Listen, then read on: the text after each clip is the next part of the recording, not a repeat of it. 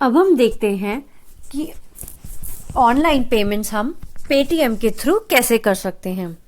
Paytm एक ऐसा app है जिसके थ्रू आप एक अलग वॉलेट क्रिएट करते हैं। आपने गूगल पे में देखा था कि आपके बैंक अकाउंट में से डायरेक्ट सामने वाले के बैंक अकाउंट में चले जाते हैं।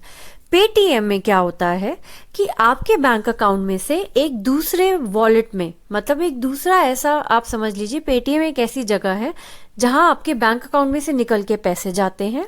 जब आप किसी को पेमेंट करते हैं तो वो उनके पेटीएम के वॉलेट में जाते हैं और फिर वो वहां से अपने बैंक अकाउंट में डाल सकते हैं। मेरे पेटीएम में पैसे जो हैं, जो मैंने अपने बैंक अकाउंट में से डाले हैं या जो कहीं से आए हुए हैं, वो सब मिलके मैं कहीं पर भी पेमेंट पेटीएम में कर सकती हूँ। जो भी पैसा मैं पेटीएम में आता है किसी भी थ्रू, वो सारा ऐड होता जाता है और जो भी पैसा पेटीएम में मेरे से निकलता है वो सारा उसमें से माइनस होता जाता है। पेटीएम जब आप खोलते हैं तो आपको कुछ इस तरह दिखता है। आपका अकाउंट लॉगिन करने के लिए यहाँ पर आपको जो पर्सन का फेस दिख रहा है, इस पर क्लिक करना होता है। जैसे ही आप इस पर क्लिक करेंगे आपका प्रोफाइल खुल जाता है। यहाँ पर आपको एक ऐड बैंक अकाउंट ऑप्शन मिलेगा जहां से आप अपना बैंक अकाउंट ऑप्शन ऐड कर सकते हैं और आपको अपना पेटीएम बैलेंस दिखेगा। अपने नाम पर क्लिक करें तो वहां पर आप देखेंगे कि आपकी प्रोफाइल खुल गई है।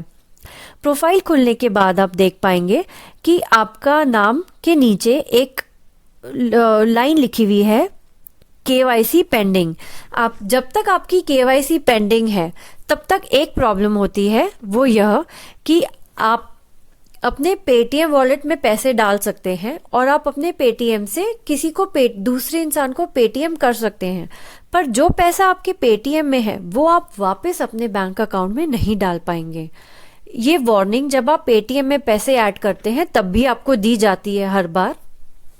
इसके लिए अगर आप अपने पेटीएम वॉलेट में से बैंक अकाउंट में पैसे ऐड करना चाहते हैं तो उसके लिए आपकी केवाईसी कंप्लीट होनी चाहिए।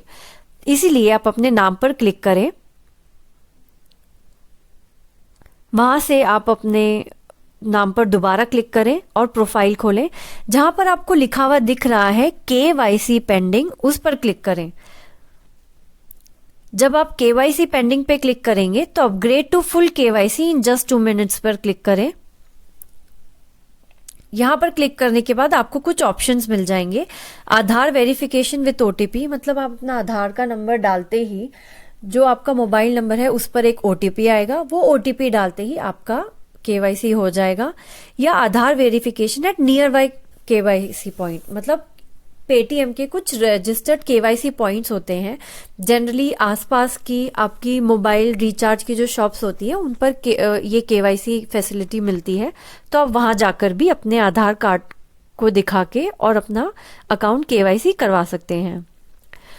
अपना केवाईसी करवाने के बाद ही आप अपने पेटीएम में से बैंक अकाउंट में पैसे डाल पाएंगे और किसी बिजनेस को तो आप पैसे दे पाएंगे, पर किसी इंसान पर्टिकुलर, जैसे मैं मेरे अकाउंट में से मेरी मॉम के अकाउंट पेटीएम अकाउंट में पैसे नहीं डाल सकती क्योंकि वो दोनों एक पर्सनल बैंक अकाउंट है, किसी बिजनेस का अकाउंट नहीं है। जब आप किसी बिजनेस, मतलब कोई दुकानदार जो भी कोई बिजनेस करता है उनके अकाउंट में पैसे डालेंगे तो वो पेटीएम में से चले जाते हैं।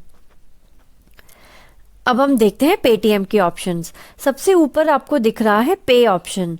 पे ऑप्शन से आप पेमेंट करते हैं। UPI money transfer, PM care funds, add money, passbook, become a merchant, Paytm first, etcetera etcetera, KYC etcetera etcetera. इसमें से सबसे इंपॉर्टेंट ऑप्शन है पासबुक।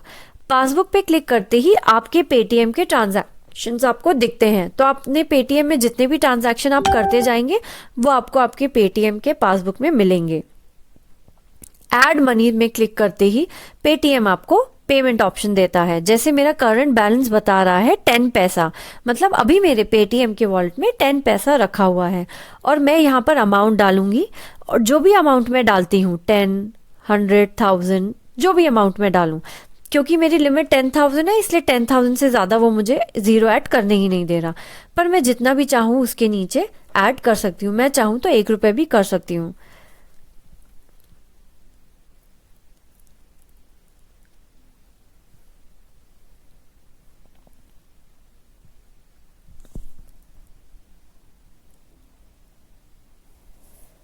ऐड मनी करने के बाद मैं जब आगे बढ़ूंगी तो वही सेम तरीके से जैसे आप पेमेंट्स कर रहे थे हमने देखा था, उसमें मेरा बैंक अकाउंट एडेड है, तो उस बैंक अकाउंट में से जो भी मेरा बैंक अकाउंट एडेड है उस बैंक अकाउंट में से पेटीएम में पैसे आएंगे, जिसके लिए क्योंकि मेरे बैंक अकाउंट में से कभी भी बिना ओटीपी के पैसे नहीं निकलते, तो मैं मेरे बैंक की तरफ से मुझे एक टेक्स्ट मैसेज आएगा। उस टेक्स्ट मैसेज में जो ओटीपी होगा मैं वो डालूंगी। वो ओटीपी डालने के बाद ही मेरे पेटीएम में पैसे आएंगे। पेटीएम में एक बार पैसे आने के बाद मैं फिर पे किसी को भी कर सकती हूँ। मैं यहाँ से पे पर जाऊंगी। पे पर जाते ही वो बोलेगा take pictures and record video. मैं इसे डिनाई करती हूँ। यहाँ पर आप देख रहे हैं एंटर नेम और मोबाइल नंबर। मैं अपने किसी भी कॉन्टैक्ट जो सेव हैं उनको अगर भेजना चाहती हूँ तो मैं यहाँ से कॉन्टैक्ट का बटन दबाऊंगी।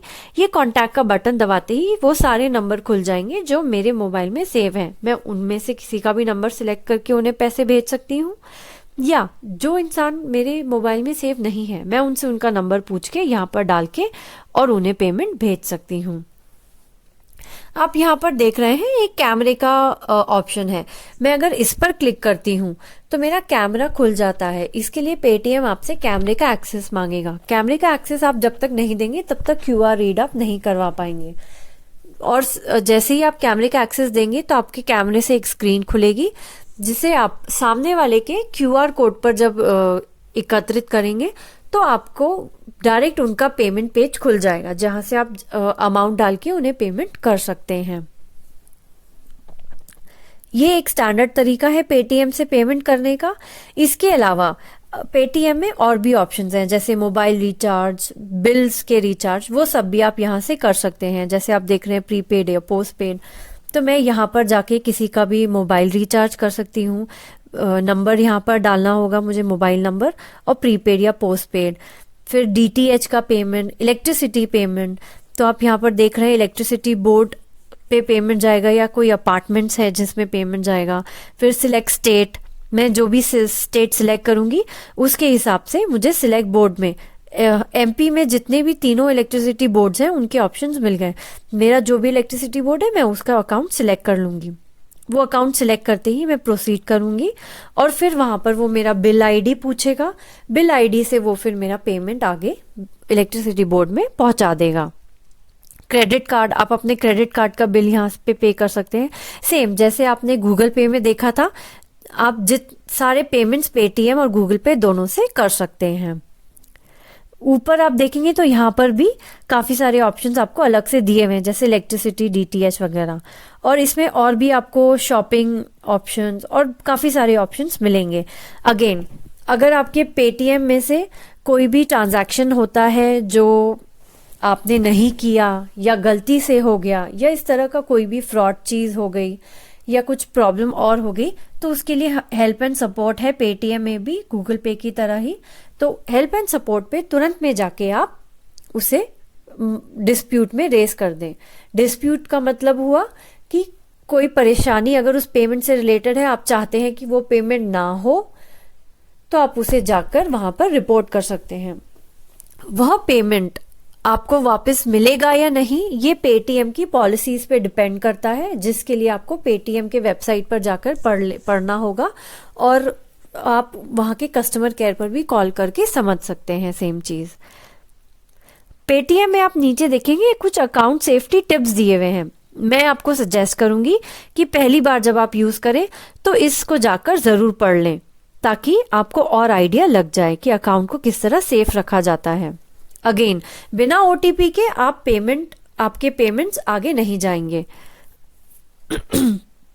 जब आप पेटीएम करेंगे तो आपके पेटीएम अकाउंट में पैसे बिना ओटीपी के नहीं जाएंगे, पेटीएम अकाउंट से दूसरे पेटीएम अकाउंट में चेक करने के बाद चले जाते हैं। मैं आपको एक पेमेंट करके बता सकती हूँ। डिनाई, क्योंकि कैमरे का एक्सेस मुझे नहीं चाहिए।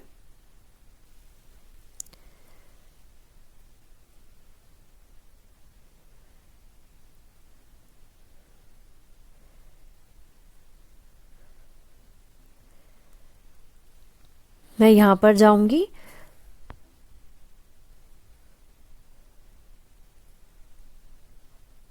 मैं जो भी ऐड करके भेजूंगी वो वहां पर चला जाएगा पेमेंट में, ऐड सिक्योरली, और आगे बढ़ते ही वो पेमेंट हो जाएगा।